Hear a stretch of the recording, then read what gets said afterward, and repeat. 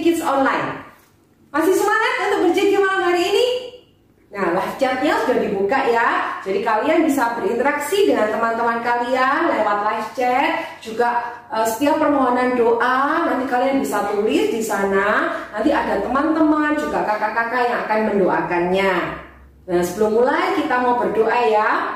Terima kasih Tuhan untuk satu kesempatan kami bisa ber-JG sama-sama. Biarlah hari ini kami mau sukacita, kami mau memuji, memuliakan nama Tuhan.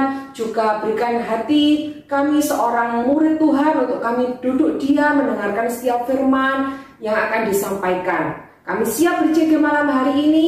Dalam nama Tuhan Yesus kami sudah berdoa. Haleluya. Amin.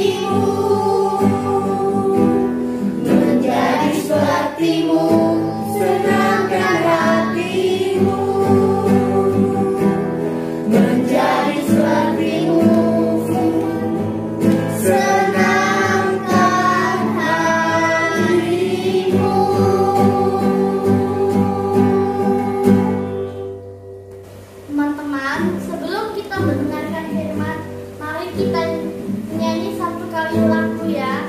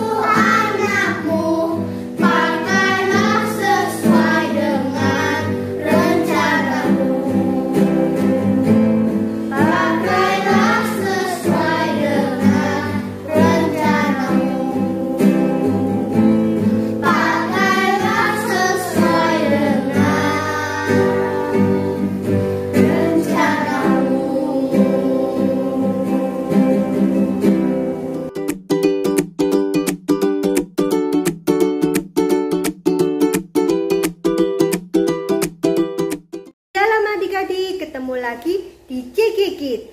Hari ini bersama Kak Yuan kita mau belajar I choose the right thing. Apa?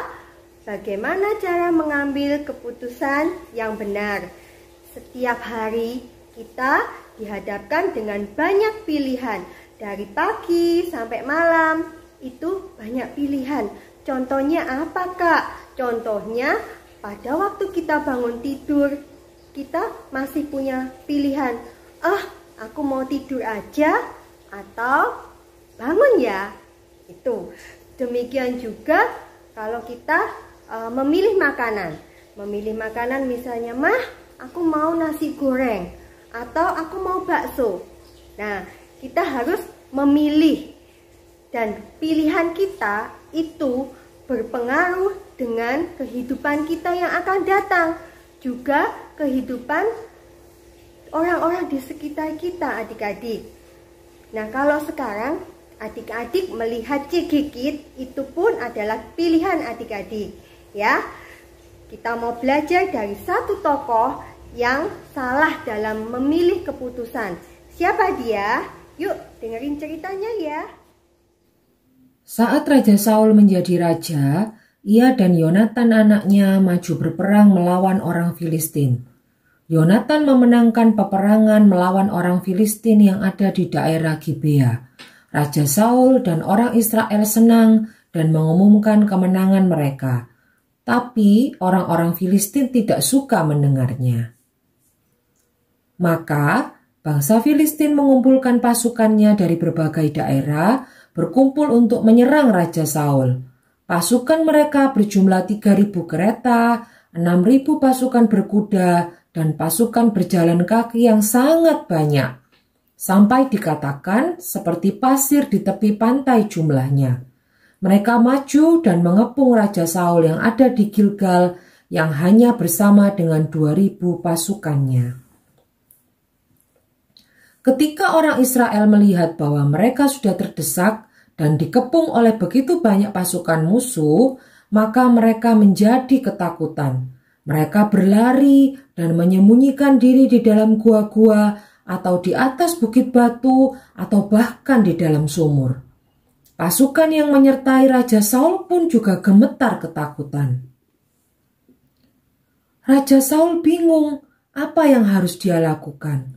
Dia sudah menunggu selama 7 hari sampai waktu yang ditentukan oleh Nabi Samuel. Karena Nabi Samuel tidak datang-datang dan pasukannya mulai meninggalkan dia, maka Raja Saul memutuskan untuk mempersembahkan korban bakaran kepada Tuhan. Ia berkata, "Bawalah korban bakaran dan korban keselamatan itu padaku." Baru saja Raja Saul selesai mempersembahkan korban bakaran, Nabi Samuel sampai ke Gilgal. Nabi Samuel terkejut dan bertanya, "Apa yang telah kau perbuat?"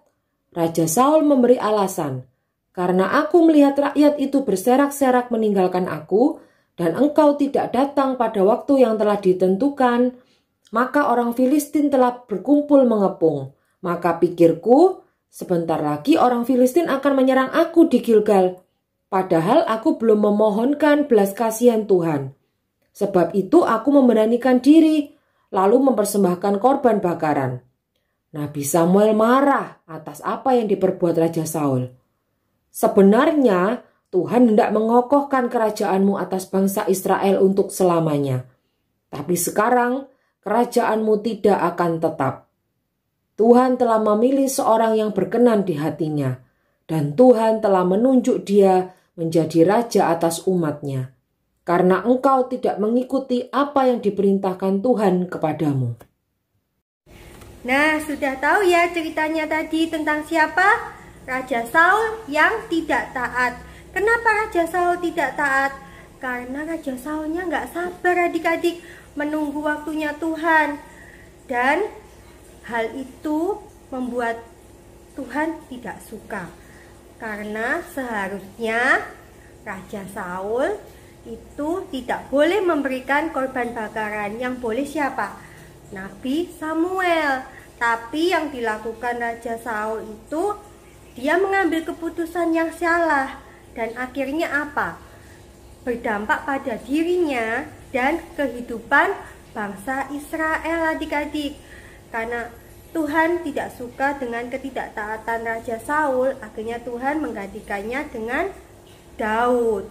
Nah, jangan mau ya seperti Raja Saul yang tidak taat. Kita belajar dari hal ini, kita jangan salah dalam mengambil keputusan.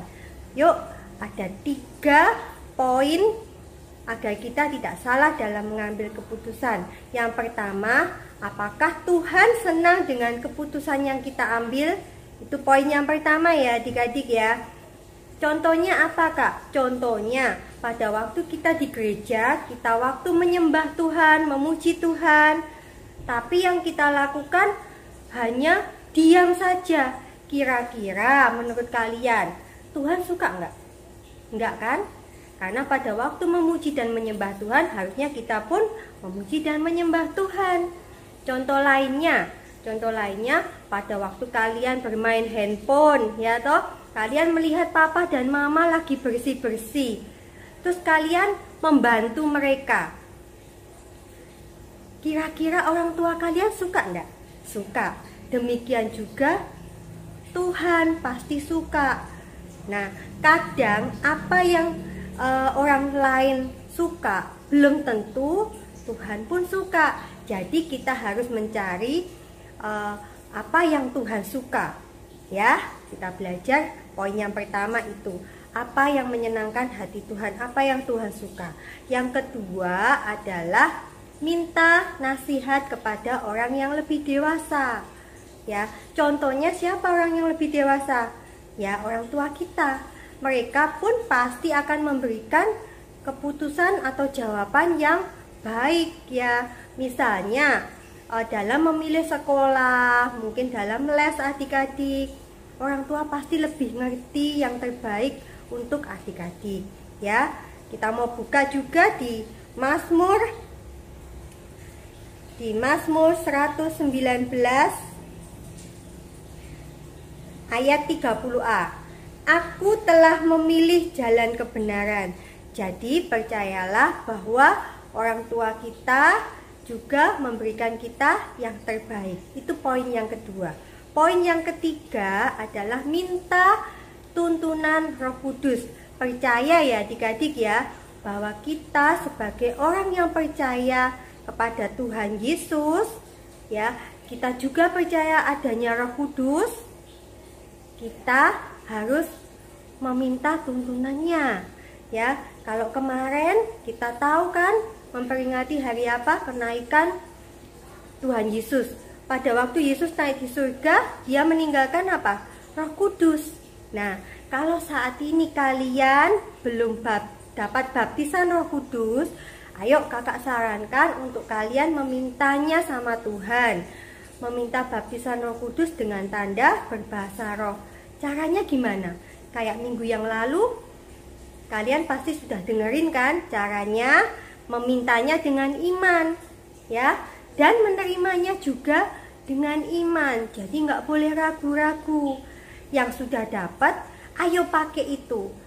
Pakai Roh Kudus yang ada sudah di dalam hati kita. Itu jangan dibiarkan untuk diam saja, tapi kita harus pakai terus ya.